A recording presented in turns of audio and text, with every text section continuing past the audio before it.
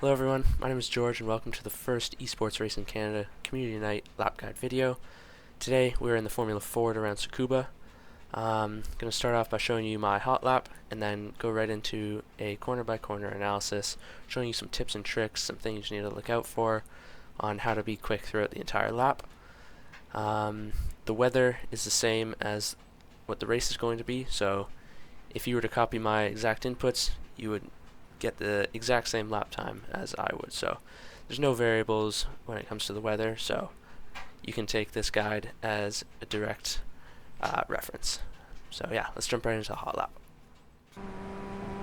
New fastest lap for you.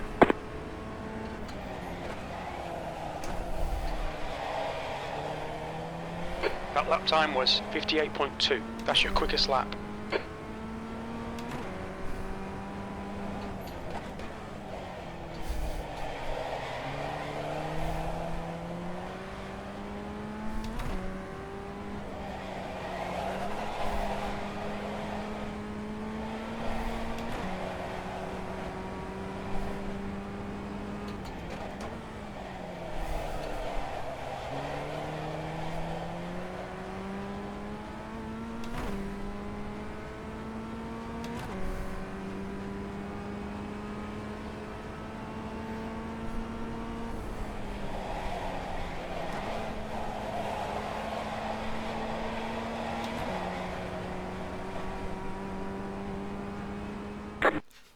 Alright, so now heading into the actual lap guide part of this video. Coming down the main straight here into turn 1. Turn 1 is pretty tricky.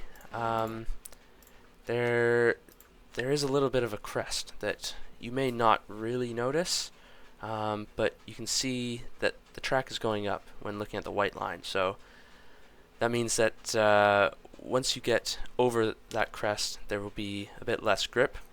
So you have to just keep that in mind and just have to keep the car that bit more extra balanced.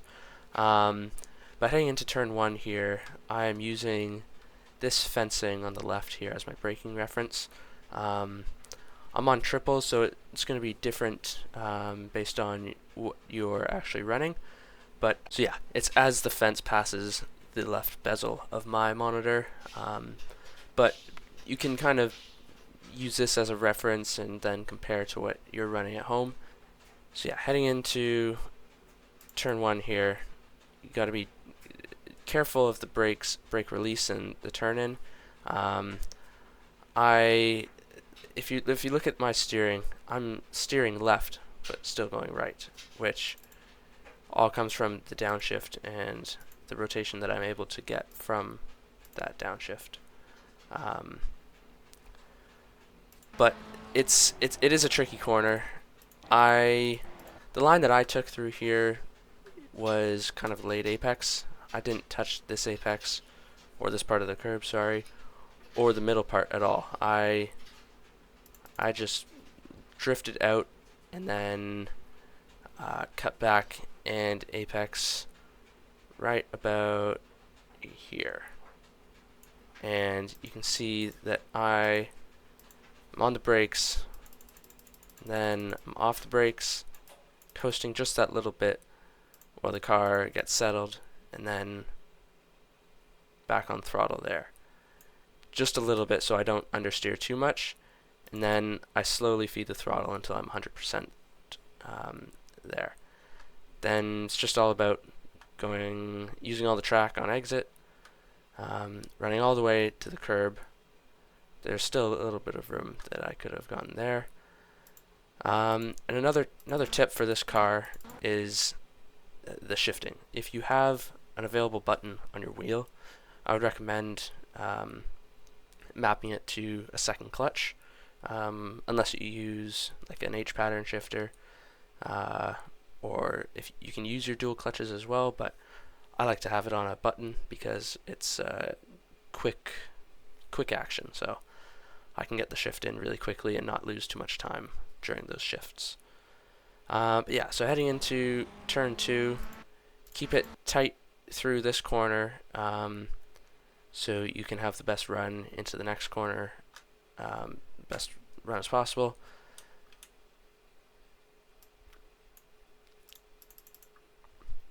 sticking all the way to the left-hand side of the curb. Really just so you can line it up the best for the hairpin that's coming up. For this little corner, you're not really braking in a straight line here. You want to put your wheels as close to this grass on the right-hand side as possible without touching it. Otherwise, if you brake on the grass, you will you won't reach the braking maximum capability. So I am braking right in the middle of this brown patch of grass here, right as I can straighten the wheel out and take the straightest line possible to the corner. Because this corner, you're coming from another corner, you can't really open up the corner as much as possible, so you do have to shortcut it a bit, but it is faster. So coming into this corner here, there is a bit of banking on this corner as well, so you can use that to your advantage and gain some extra grip and speed through this corner, but just trail braking softly through here onto the brakes, hitting around 80-ish%, and just keeping the car as balanced as possible. Traditional line through this corner, just apexing in the middle. I actually missed the apex a little bit, but just taking a nice curve around the corner.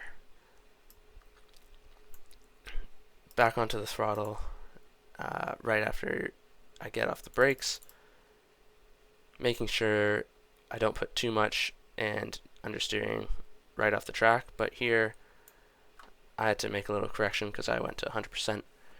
I just had to drop the brakes, the throttle just a bit, just to keep the fronts engaged a bit. But because of the banking, you are able to carry more grip and speed through the corner, so you can't afford to go flat out with the steering still turned. Yeah, you kind of just have to see how you take the corner, because if you're too high, the banking kind of just falls away, I think. So it might not be as quick as the inside if you're going for an overtake through there, so just keep that in mind. But yeah, back on throttle. You can use the curb. I didn't use it all the way, so I probably could have brought it out a bit wider throughout there. This next corner is kind of tricky because there's not very many references to use, but going into, I think it's third gear through here, what I used as my reference was this little brown patch of grass here. I bring it all the way to the left hand side so I can open up this corner as much as possible, turning in as I get to that brown patch and lifting at the same time to get the car rotated. You don't need brakes through here. You can just coast. If you were to add brakes, it wouldn't be a lot, and you would most likely spin because you are carrying 117 kilometers an hour through this corner. With that little amount of steering, you'll most likely spin. But yeah, it's all about just trying to find your maximum limit through this corner. Start turning in, then lifting. I lift completely and just apexing, throttling before the apex and apexing right in the middle of it.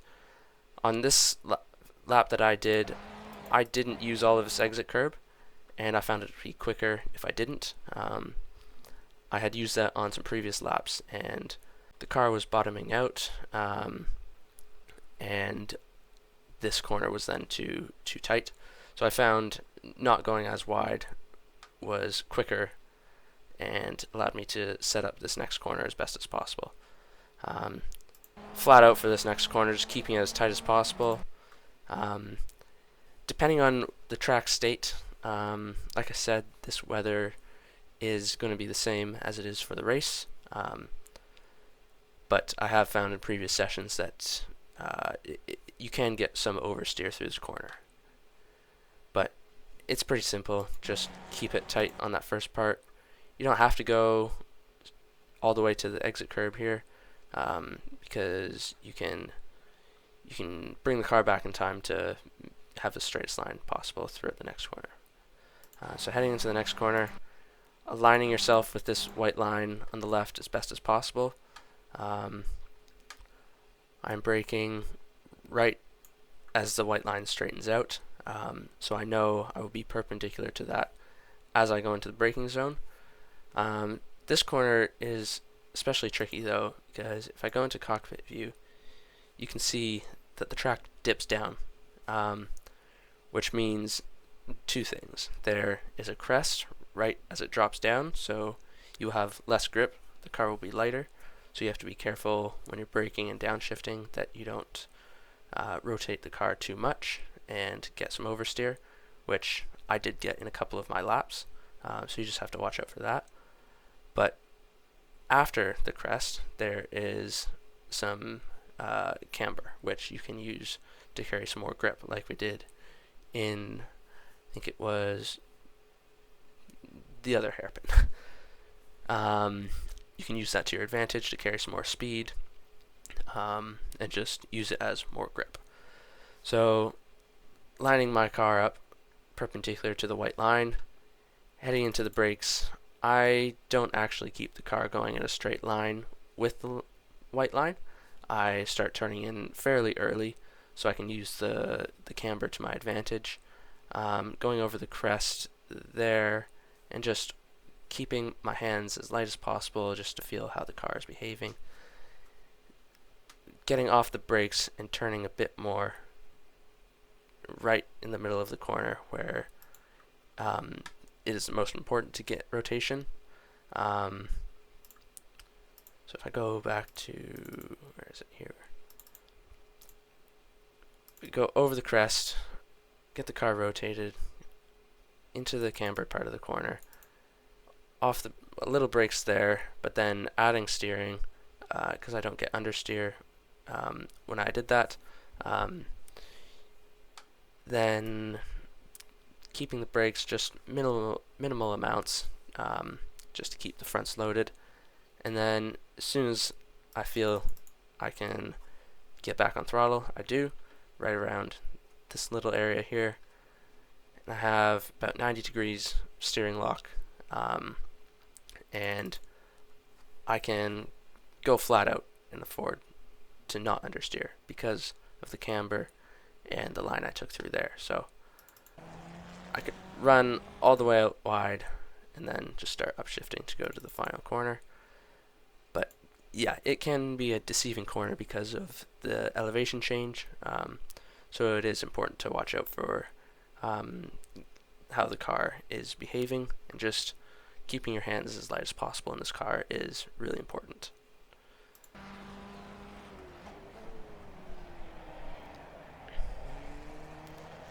Then another tip I find important in this car is downshifting. I find it better to blip the throttle a bit just to keep the car planted.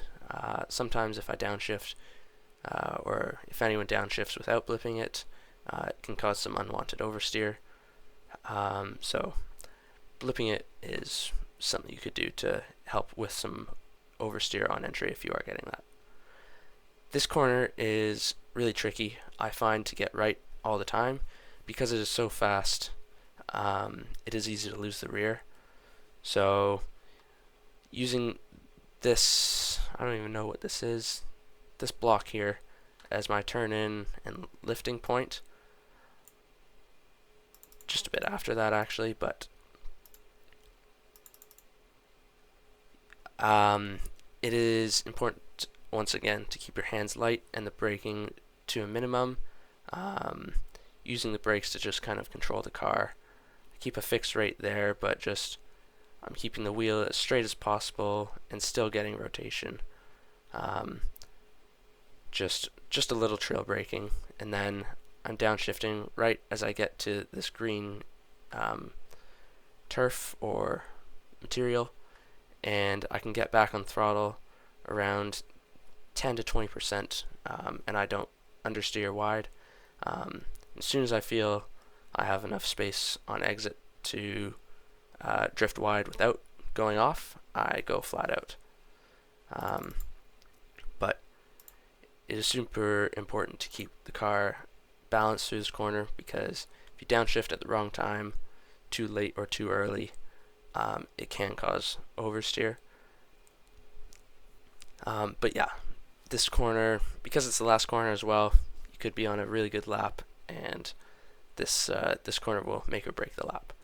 But yeah, once again, using these blocks as my turn-in point, lifting and braking just after that, right around when I get to this blue block or the pit entry yellow line here, going as far to the left as possible, opening it up as much as possible, taking a fairly wide entry as well, just because you can take more speed without going as far to the inside. So you can run middle of the track here, and it is the quickest. And then using this curb as kind of a reference as well for throttle point. I don't actually hit this curb here, but apexing around there. And then this corner, sorry, not corner, this exit here is, you can use all of the track as well. It's not an off track until you go on the grass, so opening up the exit as much as possible is definitely the quicker option. Alright, so yeah, that concludes the first Esports Racing Canada lap guide video. I would greatly appreciate any feedback, as it is my first time doing this kind of video. So yeah, any feedback from you guys I would greatly appreciate, and I would love to improve it however I can for next week's race. Thanks for watching, and I'll see you on track.